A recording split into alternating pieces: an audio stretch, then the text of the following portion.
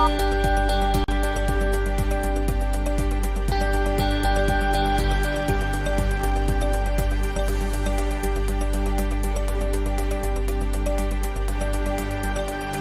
evening, you're watching London Live News at 6 with Tanya Francis. Coming up tonight, 4 people stabbed to death at a home in southeast London, with 1 man arrested on suspicion of murder. Sexual offence victims face the longest ever court waits on record, with campaigners saying they're worried it might make victims drop their cases. We'll have an update on London's weather in the next 10 minutes. Plus, we'll meet those behind the UK's first clothing range made by former prisoners as we explore the issues of long-term employment for ex-offenders. 'Cause Rotterdam is anywhere alone. And the sounds of the beautiful South, the band which rose from the ashes of the 90s group, is coming to the capital as part of a year-long tour. We'll catch up with the founding member Gaz before 7. First, to our top story this evening. A man has been arrested on suspicion of murder after 4 people were stabbed to death in Southwark in South London. Officers were called to reports of a disturbance at a home in Bermondsey in the early hours of this morning. There were 4 victims, 3 women and a man, who were all pronounced dead at the scene. Well, officers working on the case gave us this update a little earlier today. A man in his late 20s was arrested at the address on suspicion of murder, and he is currently in custody. And at this early stage, we're not looking for any other person. We believe that all those involved may have been known to each other. This is a terrible incident, and I fully understand the concern communities will have. We are working closely with our partners and local community groups to keep everyone informed. Your local officers will be in the area to offer reassurance, and so please speak to them. They're there for you to listen and to act on your concerns. Well, that investigation is ongoing, and as we heard there, the police are not looking for any further suspects at this point. Sadiq Khan tweeted saying, "I'm heartbroken that 3 women and a man were killed last night in a devastating incident. My thoughts are with the family and friends who have lost loved ones in this awful crime." We also heard from Harriet Harman, the MP for Camberwell and Peckham, who has tweeted and echoed the Mayor of London's thoughts, sending sympathies to the families and friends of the deceased. She went on to say that her thoughts are with the shocked residents of this peaceful neighbourhood, and thanks to the Met Police for their work on this case. Now, serious sexual offences are taking the longest time on record to go through Crown Courts in England. This is according to exclusive data obtained by the BBC that found in 2021 cases took an average of 9 months, or 266 days, for a sentence or outcome to be decided, with it being around 366 days in London. Well, the Justice Secretary Dominic Raab has said the delays were caused by the pandemic, but barristers have said they believe it's due to funding cuts. Campaigners have said that the delays could cause victims to avoid reporting issues or dropping their cases completely, with figures showing that rape prosecutions in the last 4 years across England and Wales have fallen by 70%. Boris Johnson has said that he will unleash the terrors of the earth on the source behind comments claiming MP Angela Rayner tries to distract him in Parliament by crossing and uncrossing her legs. The allegations were reported by the Mail on Sunday, who said some unnamed Tory MPs had made the comments. Well, the Prime Minister described the comments as sexist and misogynistic. Rayner told the BBC Radio 4 Today programme that the claims were absolutely outrageous and indicated that there was a wider issue in Parliament. Now, the Duke and Duchess of Cambridge have been out in the capital at a service of commemoration and thanksgiving for Anzac Day. The annual day of remembrance for Australia and New Zealand recognises those who lost their lives in conflict. Well, we can see Prince William there at the ceremony in Whitehall, laying a wreath to mark the day. Now, the UK's first clothing brand, created by young ex-offenders from London, has launched its first shop. The social enterprise Inside Out has brought together recent prison leavers aged 18 to 27 and given them the opportunity to create new skills and find long-term employment. Well, figures show that just 2 in 10 prison leavers find work in their first year of being released. Well, we went to meet some of those involved in the pop-up at Westfield in Stratford. What you have here is a culmination really of 8 weeks of training of 8 young men who were recently released from young offenders institutes and jail. And what we were trying to do was provide them with employment skills and skill them up when they left jail, because there's programs out there, but there aren't that many. So we've used fashion and kind of business to merge the two to teach the guys how to kind of run their own business and set them up with employment skills. Hence, with LinkedIn and the partnership we have with them in terms of supporting this amazing project, it's enabled it to come to fruition. So what you're seeing here at the shop today is the final 2 weeks of the project. So this is a pop-up store, and basically all the creations you see are designed by the 8 guys. I keep calling them boys, but they're guys, young men on the project. So when you get in here, you're going to see live art taking place. So all the artwork you see on the walls are actually created by real artists. And the images are of the guys who have designed the clothing behind us and the boys that are on the project. So they're all now in these life-size pieces of art, works of art. And ultimately it's a come in, have a chat. Also when you come in, LinkedIn are here as well. So those coming in get free headshots. They also get help with their profile on LinkedIn, because obviously LinkedIn's like a CV. It's like an employment networking opportunity, and ultimately they're here as well on hand to give people free coaching. So it's not only that, you see the art and also meet the boys. The boys are here too, so you can hear their journeys and their stories as to why they wanted to even do the project and get involved. And also whilst you're at it, you can buy a hoodie, t-shirt, hat, face mask, or a tote bag. My name is Janine Chamberlain. I'm the country manager for LinkedIn in the UK.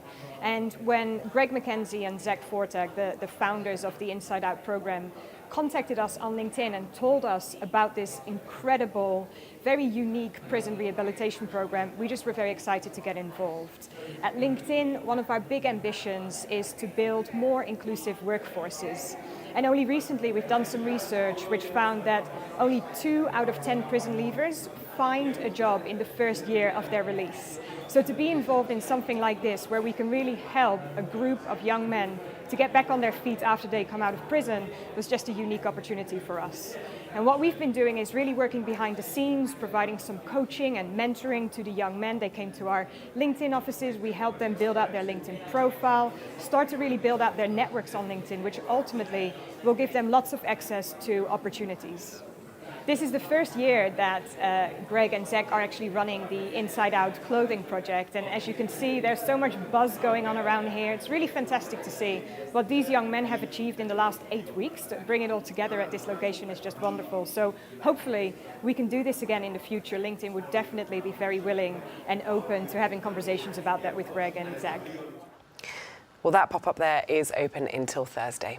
Now, the Transport Network have launched a new campaign reminding people to give up their seats to those who might be in need of it. TfL have reported that travellers who are less able have been struggling to find a seat since the number of people using the service has bounced back to 62% pre-pandemic levels on tubes and 82% on buses. Well, transport bosses have said that they hope Priority Seating Week, which starts today, reminds people not all conditions are visible and to keep a lookout for anyone wearing a "Please offer me a seat" badge.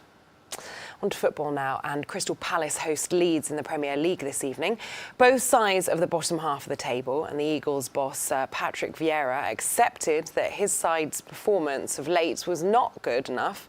They've lost their last 2 Premier League games and were knocked out in the semi-final of the FA Cup by Chelsea. Lately, yes, the result wasn't what we were expected, but when you look at the performances, we had some really good period on those games. But it wasn't good enough. We have to play better. We have to play more together as a team for the 95 minutes to allow ourselves to have more chances of winning games. Well, that match there, kick-off at Selhurst Park at 8 p.m. Let's take a look at the weather now. A cooler feel this week, highs around 13 or 14 degrees, relatively settled and mostly dry. Temperatures tonight down to single figures. Tuesday looks like we'll see some brighter intervals, quite a bit of cloud around and temperatures reaching around 14 degrees and not much change for Wednesday or Thursday. Now, just before the break, let's bring you this. Benches inviting people to sit and talk about their mental health might be installed across London, outside tube stations, shops and cafes. Well, the initiative is currently being piloted in the capital. The idea started in Zimbabwe and was brought here by an academic at the London School of Hygiene and Tropical Medicine. Well, the community project will see trained volunteers kick-starting the bench chat with the hopes to encourage conversations around anxiety, depression and other concerns. It's being backed by Mackenzie Scott, the former wife of Amazon founder Jeff Bezos, and she's donated $2 million to the trial. That's both here and in Zimbabwe. Still to come this evening, we meet the women using the new Future Dreams unit, the only site of its kind in the UK dedicated to supporting breast cancer patients and survivors.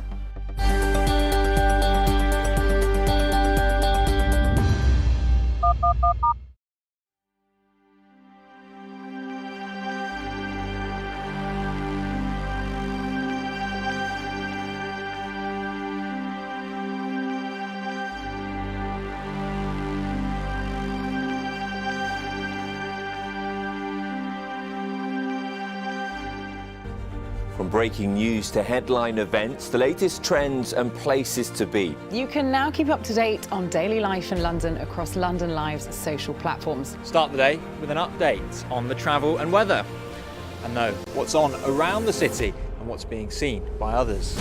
With stories from London Live's team of reporters and your videos of the news moments that matter. Minute by minute. That's London Live News on Twitter, Facebook, Instagram and more. Find us at London Live.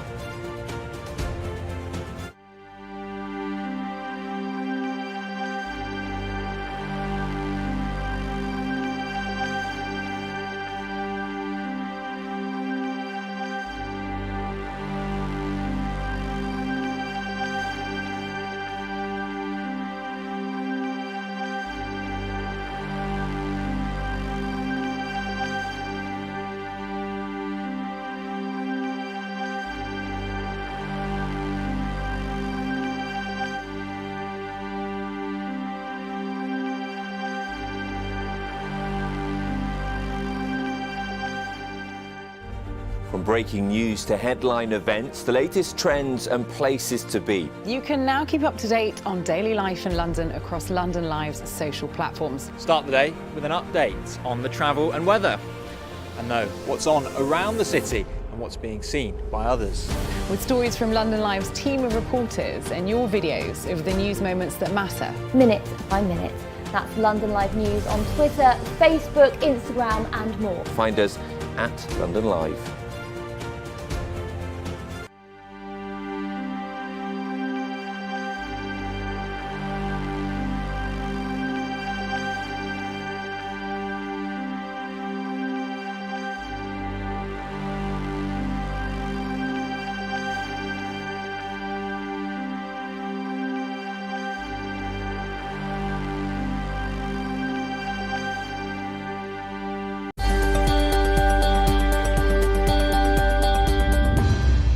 Welcome back to this evening's show. Breast cancer survivors have shared their experience of a new centre set up in King's Cross to provide women with a non-clinical space to meet and support each other. The Future Dreams unit is the only specialist site of its kind in the UK. Following a high-profile funding campaign, it's now up and running, providing a range of services including yoga, well-being advice, wig fitting and a good cup of tea. We went to go and see inside. So my name's Fran, and I was diagnosed with breast cancer when I was 25, so I'm 27 now. I came to Future Dreams because when I was diagnosed it was during the pandemic, and it was during actual lockdown, so I didn't get to meet anyone, I didn't get to kind of bounce off of experiences and meet people that were going through the same thing as me, apart from when I was in obviously the hospital setting. So when I came along to Future Dreams for the first event, it was a way for me to then meet other women that were going through the same thing, and I found that it was just so comforting to come into somewhere that was not a clinical setting. It just feels like home. You're coming in, it's a safe space, and then I just really thrived off of meeting fellow women that were going through a similar experience to me. From those events, I also then met other women that were similar ages of me as well, which is something that I really struggled with when I was going through treatment, was just the fact that I wasn't able to really kind of have as much in common with women that were, 20, 30 years older than me. But meeting fellow women that were in their 20s, early 30s, that was something that was really important to me. And then from there, it then inspired me to then create my own event here, Fran's Night In. And that happens, it's going to be happening on the last Tuesday of every month here at the house, in this kitchen. And it's just a really good way for fellow young women to come in and meet other women of the same ages and just hang out. So this is the workout space, or the yoga studio, or also where there are strength classes run as well. And it was one of the things that I really loved about the Future Dreams house, because being a cancer exercise specialist myself, it's obviously really important for me to promote the fact of exercising during treatment, post-treatment. And then when I came here and found out that that's something that they offer, I thought that was incredible. I was diagnosed with breast cancer when I was 34, so in September 2015. I was 34 at the time, and I found a lump on my left breast. And I think the really difficult part of it was I didn't know anyone. I still hadn't kind of met anyone going through treatment. I'd spend a lot of time at hospital. And it wasn't until a few months later that a lady at work, she was chief superintendent at work, Tara McGovern, and she kind of put out on the intranet that she'd been diagnosed with breast cancer and exactly the same type as myself. And following that, we thought, if we're in this position, there must be so many other people within the Metropolitan Police who are in the same position as us. And we kind of began set up Breastmates. And through Breastmates, we discovered or were approached by Future Dreams. So Breastmates is a support group within, initially it was the Metropolitan Police, and it's now, we've got people from other forces as well. And it's a support group for anyone who's been affected by breast cancer, whether that's personally, whether that's a member of the family. We've got ladies in the group who've, either lost parents, lost friends, or recently had people diagnosed. And I mean, that's exactly what it is. It's a support group. It's a way of just being able to speak to people who are in the same position, who understand. Going through treatment can be really lonely. And I think with Breastmates, there are people who get it, who get the bad days, who get the good days, who get the slightest ache or pain, the worst kind of fear kind of goes through your mind. You have to come here, a place to meet, to talk, to chat. We used to kind of meet in a canteen, in a police canteen, and as you can see, it's worlds apart. All of us have spent so much time in hospitals, still spend time in hospitals. So to have somewhere like this, to come, to sit, to talk, it's like just being embraced with love and with support. Right, so we are in the Future Dreams kitchen. When we come with Breastmates, this is where we tend to congregate. We came at Christmas actually, and we had a lovely little Christmas get together, and we all cooked some food and had a glass of Prosecco. But we're here again next week, and again we'll likely be in here to have kind of just lovely space to sit, have a catch up, to talk. Well, that's that news centre there in King's Cross. Now, people shopping at Canary Wharf are being given vouchers in return for their second-hand clothes. The swap station, in place for most of this week, is the brainchild of the denim artist Ian Berry, who will use the donated clothes to make a new piece of art. Well, the initiative ties in with Friday's Earth Day. Anthony spoke to Ian to find out more. So I've been doing this over 15 years, and 15 years ago, this conversation wasn't as big as what it is now. I was even considering going back to uni to study climate change at the time. Al Gore had done Inconvenient Truth. Yet when I started using denim, I did not for once think about the sustainability aspect of it and recycling. Upcycling was a new word around that time. Times have changed. Fast fashion became so much bigger in that period. And I'd actually actively avoided the word sustainability, and people used it with my work. I'm recycling, but I don't feel like I didn't warrant that term with my work. I didn't use it for my own marketing, sales angles or anything, because a lot of my subject matter wasn't to do with sustainability. However, the last few years, I got dragged into the denim industry, especially, and found out the dark side of it. And recently, I've been to Chile in South America, and went out to the desert and saw a massive, millions of items, piles of old unwanted clothing that has been dumped from the West in the desert in Chile. And my mindset has changed to think, well, rather than just trying to avoid this subject, because I've always just said denim's my paint, my medium. I haven't used it as like to challenge sustainability. It's a side effect of it. But now I have started to think more about how to actually get that subject matter into the actual concepts of the work. So when Canary Wharf actually asked if I wanted to do something, it was really good timing, given that I've had 8 exhibitions during COVID, all in foreign countries, and I can actually walk to Canary Wharf. So it was quite a nice little project, and I'm quite excited to actually make something to show within that environment. You mentioned earlier that you'd been out to Chile, you'd seen that huge mountain of clothes that had been sent there from the West. Has all of that changed your approach to buying clothes and to how you use your own clothes? Like, a lot of the clothes I wear are actually like jeans, which actually you wear as a mark of pride for how long you've had them, and the different fades. So I have admittedly like a lot of jeans which I also have to wear, but some of them are 10 years old. So yeah, I obviously have to think about it, and it's part of that process as well of like, if you link yourself with sustainability, you've got to live that way as well. But admittedly, I get a lot of pairs of clothes donated for me to wear, and it's the latest sustainable thing, and you get sent several pairs, and we're all in individually wrapped plastic bags and things, and you start thinking like, do they really believe in sustainability? But as you asked about Chile, is like it was the first time, I've seen certain things, and you're aware, you watch certain documentaries, videos, but it was the first time I think of actually being within an area where you see the impact. Because I've not been out to, for example, China, where the rivers are running blue because of the indigo, or the working conditions are so bad. I've been in a lot of different factories, but most of them are actually quite well done now. There's places like Ghana, where a lot of our waste was sent. People think they're doing a good thing by giving secondhand clothes to charity shops.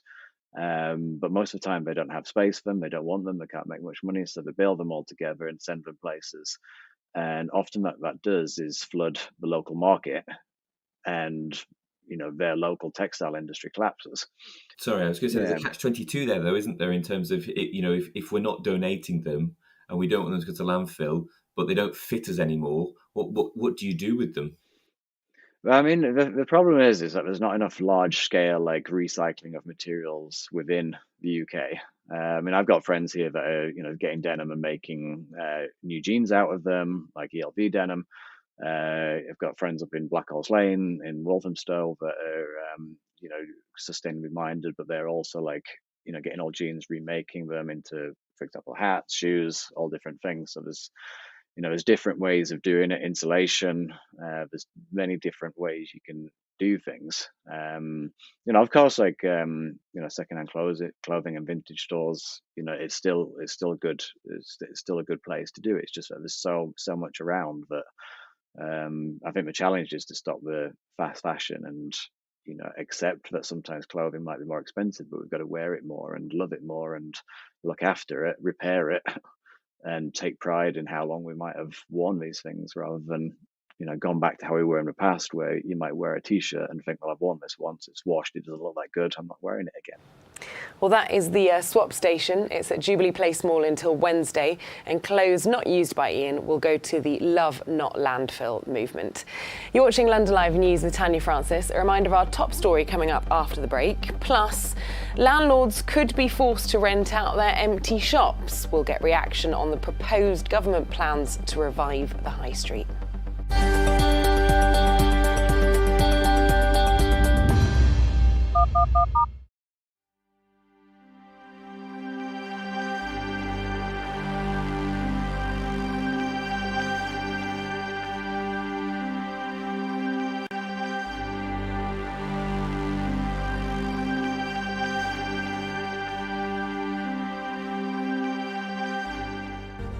From breaking news to headline events, the latest trends and places to be. You can now keep up to date on daily life in London across London Live's social platforms. Start the day with an update on the travel and weather, and know what's on around the city and what's being seen by others.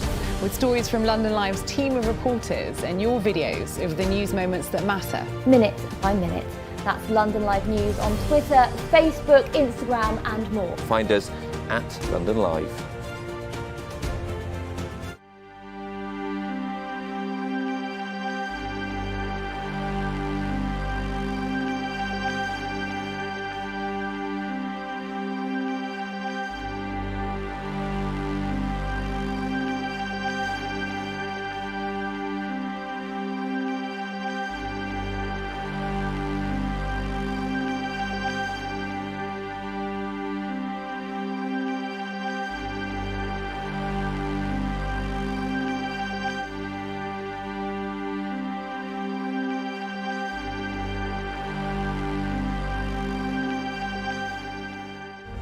From breaking news to headline events, the latest trends and places to be. You can now keep up to date on daily life in London across London Live's social platforms. Start the day with an update on the travel and weather, and know what's on around the city and what's being seen by others. With stories from London Live's team of reporters and your videos of the news moments that matter. Minute by minute. That's London Live News on Twitter, Facebook, Instagram and more. Find us at London Live.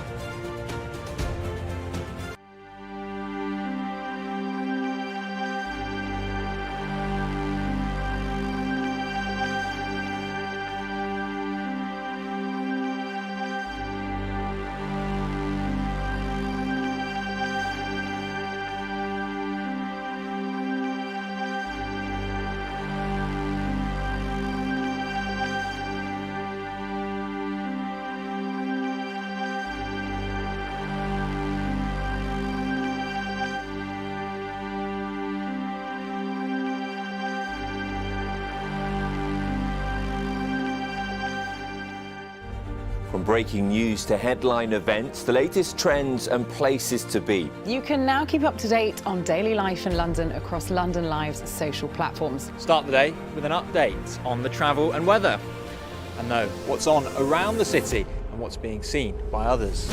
With stories from London Live's team of reporters and your videos of the news moments that matter. Minute by minute. That's London Live News on Twitter, Facebook, Instagram and more. Find us at London Live.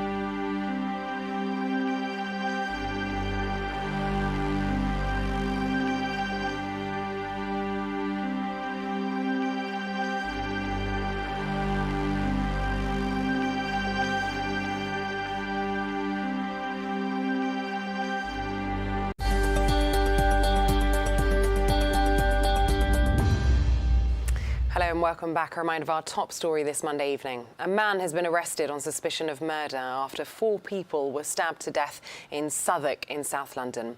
Officers were called to reports of a disturbance at a home in Bermondsey in the early hours of this morning. There were 4 victims, 3 women and a man, who were all pronounced dead at the scene. Well, officers working on the case gave us an update a little earlier today. A man in his late 20s was arrested at the address on suspicion of murder, and he is currently in custody. And at this early stage, we're not looking for any other person.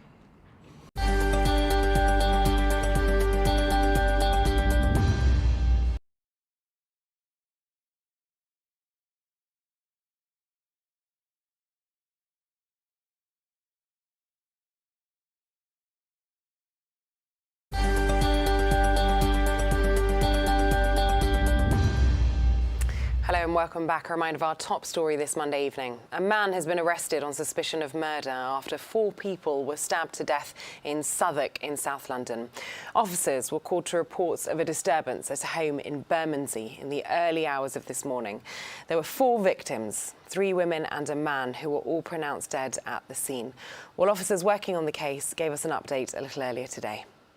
A man in his late 20s was arrested at the address on suspicion of murder, and he is currently in custody. And at this early stage, we're not looking for any other person. We believe that all those involved may have been known to each other. This is a terrible incident, and I fully understand the concern communities will have. We are working closely with our partners and local community groups to keep everyone informed. Your local officers will be in the area to offer reassurance, and so please speak to them. They're there for you to listen and to act on your concerns. Well, that investigation is ongoing, and as we heard there, the police are not looking for any further suspects at this point. Sadiq Khan tweeted saying, "I'm heartbroken that 3 women and a man were killed last night in a devastating incident. My thoughts are with the family and friends who have lost loved ones in this awful crime." We also heard from Harriet Harman, the MP for Camberwell and Peckham, who has tweeted and echoed the Mayor of London's thoughts, sending sympathies to the families and friends of the deceased. She went on to say that her thoughts are with the shocked residents of this peaceful neighbourhood, and thanks to the Met Police for their work on this case. Let's look at this now. London's high streets could be given new life under plans being introduced in next month's Queen's Speech.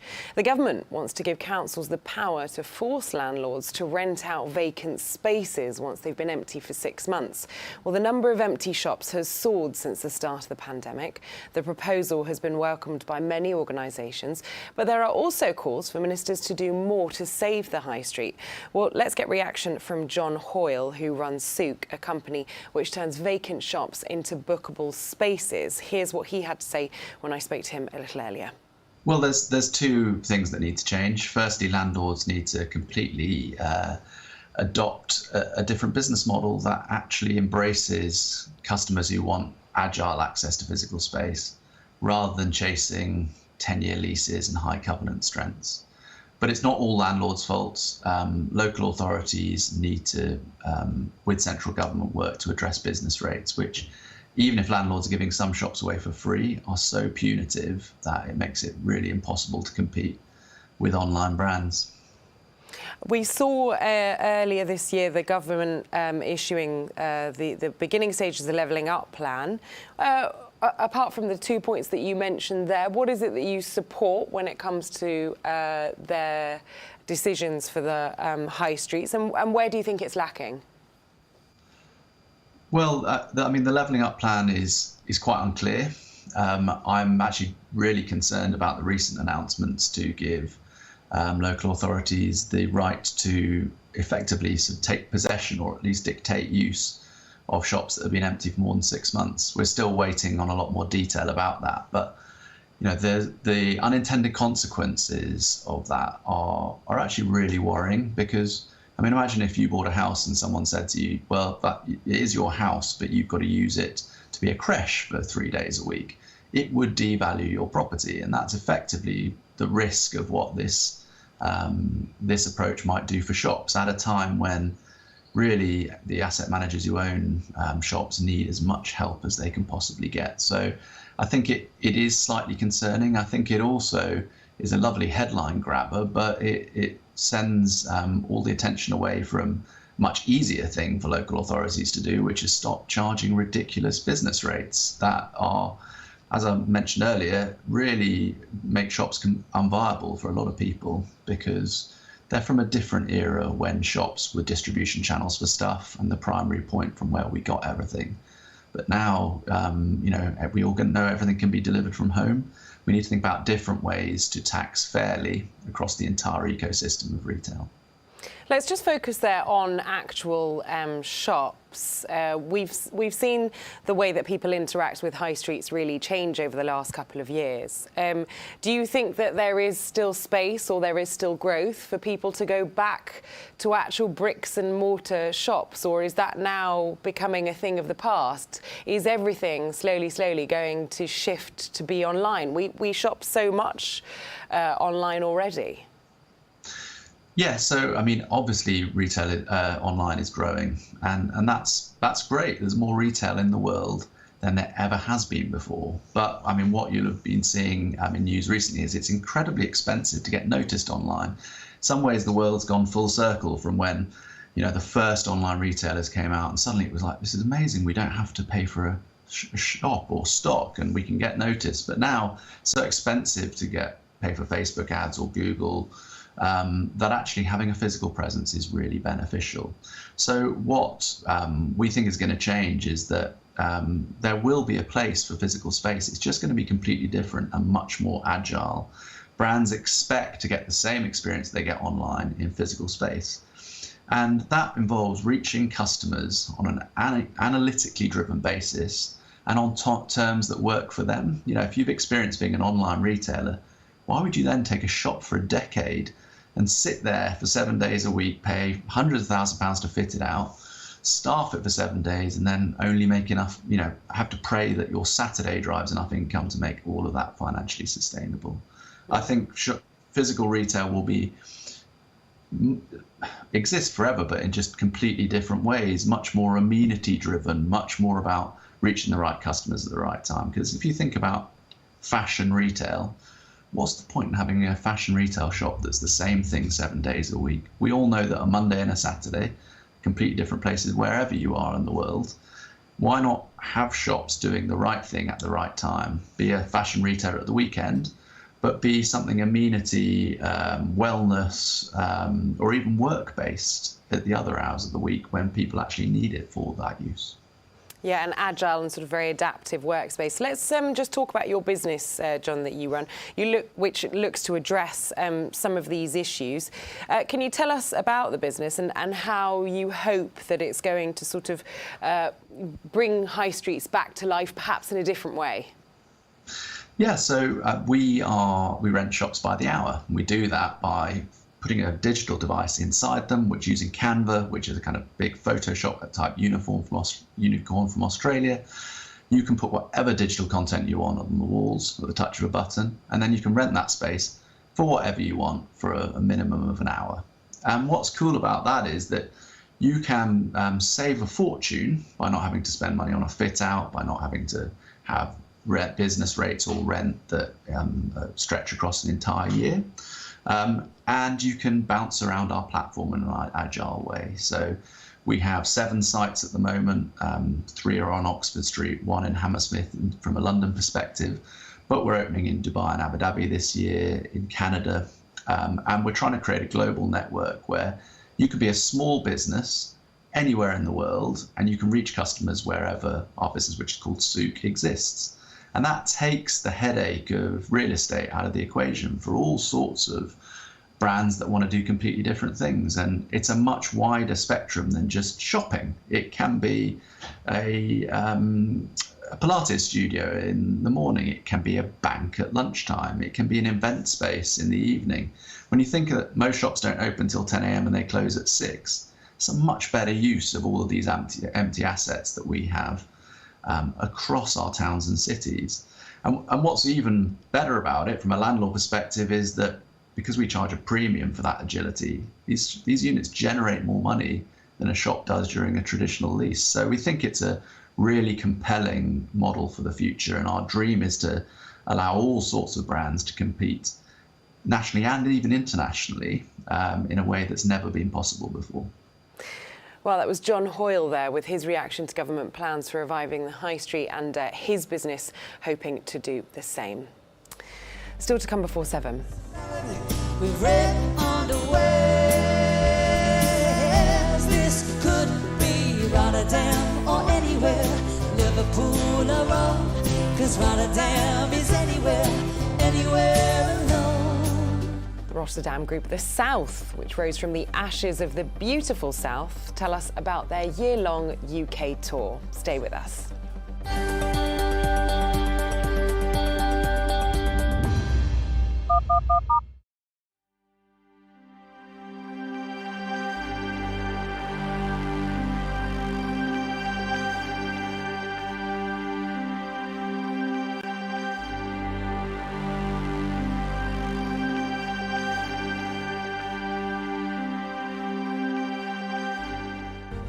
From breaking news to headline events, the latest trends and places to be. You can now keep up to date on daily life in London across London Live's social platforms. Start the day with an update on the travel and weather, and know what's on around the city and what's being seen by others.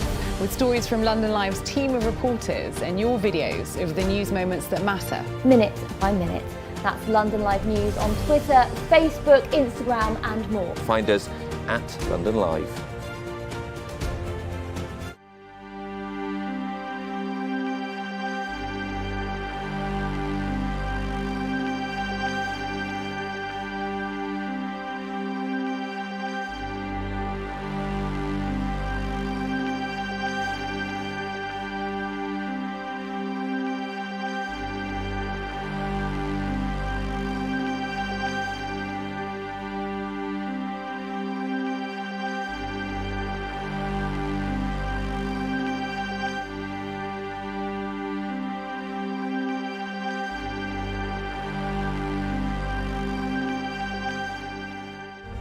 From breaking news to headline events, the latest trends and places to be. You can now keep up to date on daily life in London across London Live's social platforms. Start the day with an update on the travel and weather, and know what's on around the city and what's being seen by others.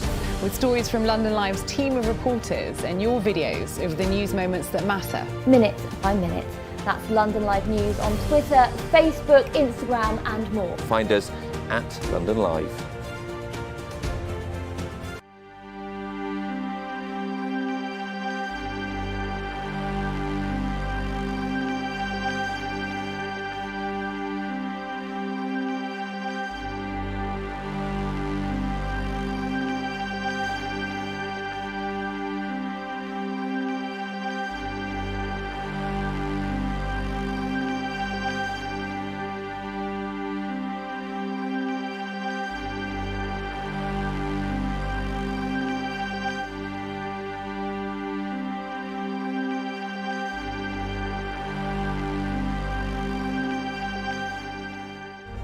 From breaking news to headline events, the latest trends and places to be. You can now keep up to date on daily life in London across London Live's social platforms. Start the day with an update on the travel and weather, and know what's on around the city and what's being seen by others.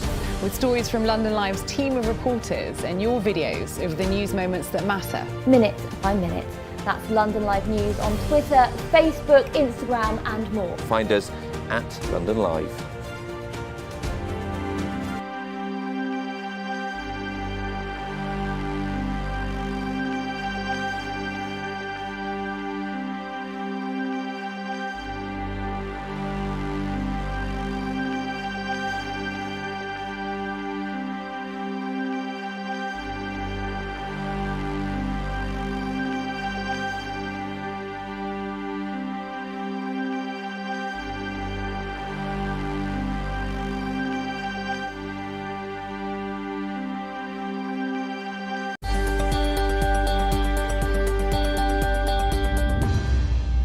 Hello and welcome back to the final part of tonight's show. The nine-piece band The South, which rose from the ashes of the hit group The Beautiful South, have begun a year-long UK tour celebrating the return of the live music scene. With several members of the original lineup still involved, The South paid tribute to the classics created during the 90s, including A Little Time, Rotterdam and Perfect 10. We'll hear from Gaz Birtles, one of those who made those timeless songs, in just a moment. But first, here's what you can expect from The South. Everyone is blonde and everyone is beautiful. When blonde and beautiful are multiple, they become so darling dutiful. When the Beautiful South split up, the drummer, about 2 years later, phoned everyone and said, can we get back together or whatever? And half the band said yes and half said no. And the idea was to sort of carry on, just doing sort of the greatest hits and hopefully writing some new material. And that's really what's happened. Over the year, originally there were 6 original members from the touring Beautiful South band. And over the years, people have left and replaced them. So there's only now myself. I was the sax player with the Beautiful South. And Alison Wheeler, who was the last vocalist for the Beautiful South. We just. But now Dave Hemingway, he was the original singer, and he left a few years back. So I'm now the singer.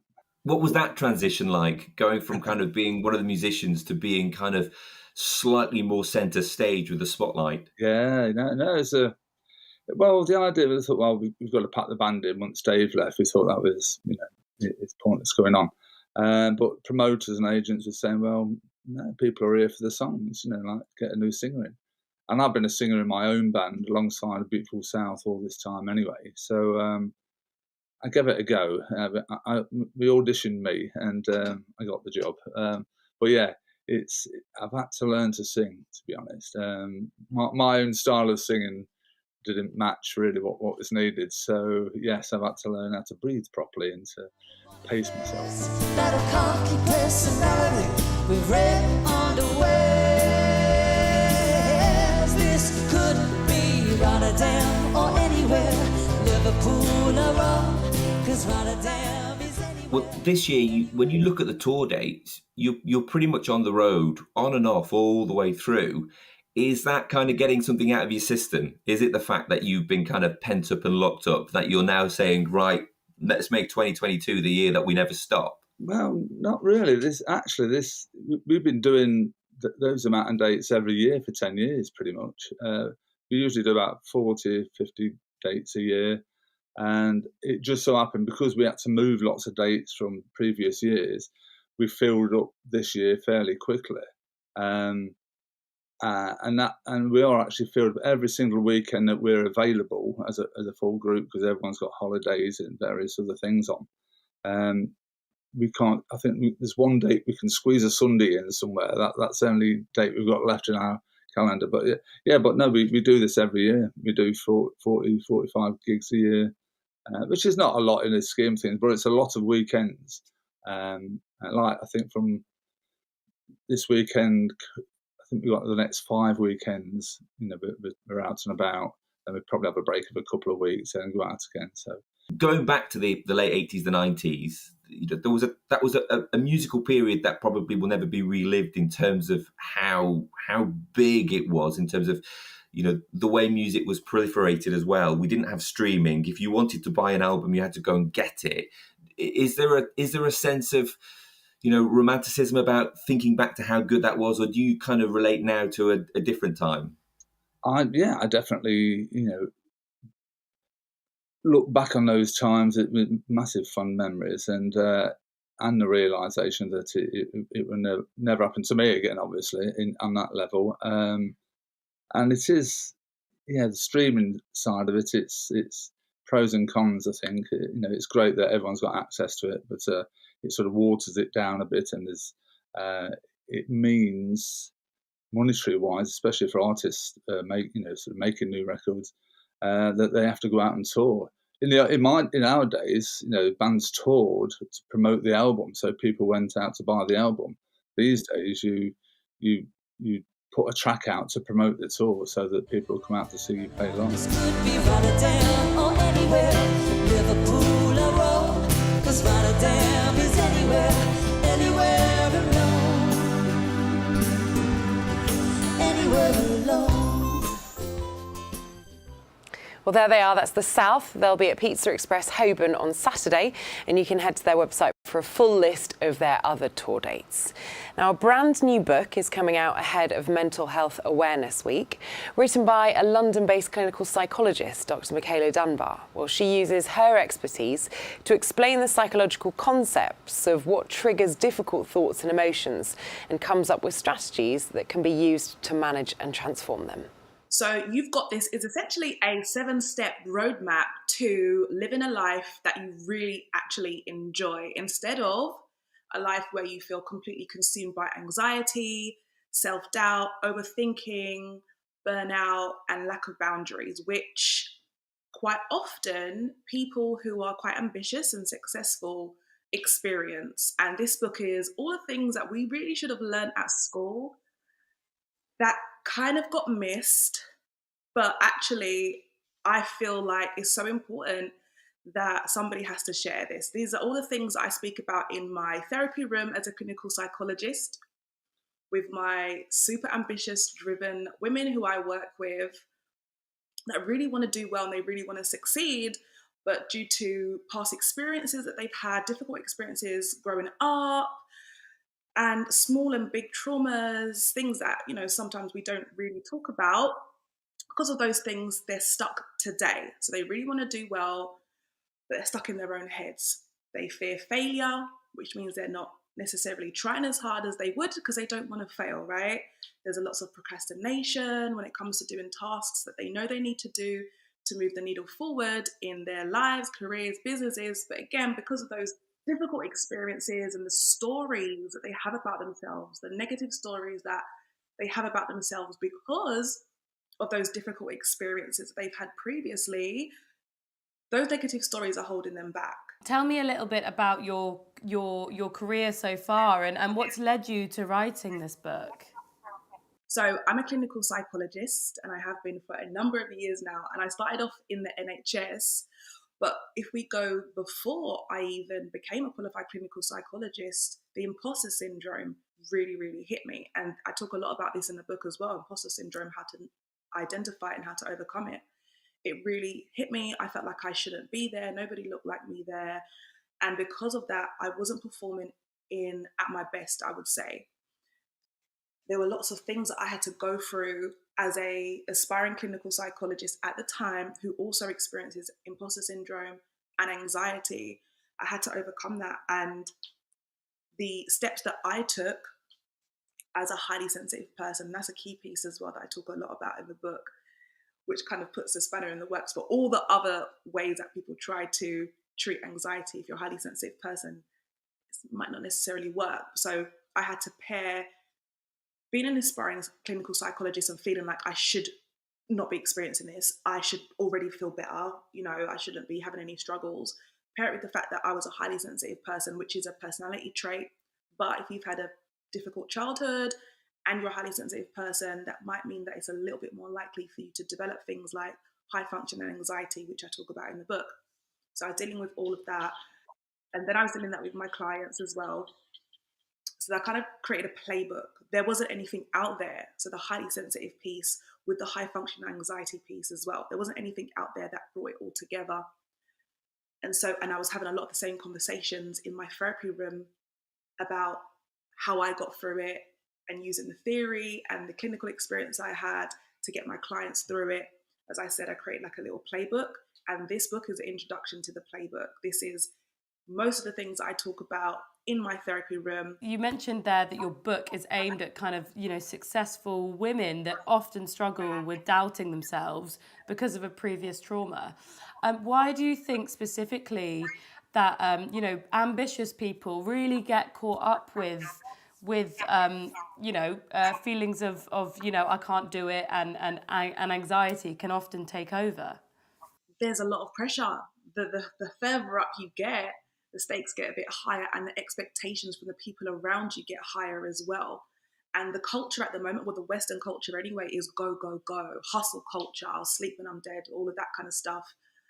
There was something recently out where I think a celebrity got in trouble for saying we all have 24 hours in a day, you know, we can all get it done essentially. And that's just not the case for everybody. But the rules seem to be, if you want to be successful and you want to have a meaningful career, you need to work yourself to the bone. You need to do everything perfectly. Social media comes into that as well, because, you know, social media, everybody's just showing their best bits. Like, nobody's showing the actual struggle. You just get this is me when I've already made it. Well, that book, it's called You've Got This, and it's out on the 28th of April. Let's give you a reminder of the weather now. A dry night ahead with overnight lows of about 8 degrees. Tomorrow is looking mostly bright with a bit of patchy cloud and highs of 15 degrees. And it's very much the same on Wednesday and Thursday, so we are in for a few nice days of good weather. That's all from me and the rest of the team here at London Live. We will see you tomorrow at the same time for more news from across London. Have a lovely evening.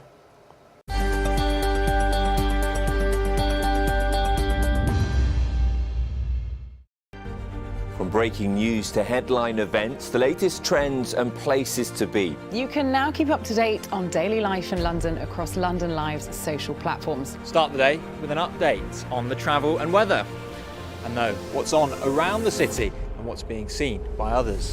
With stories from London Live's team of reporters and your videos of the news moments that matter. Minute by minute. That's London Live News on Twitter, Facebook, Instagram and more. Find us at London Live.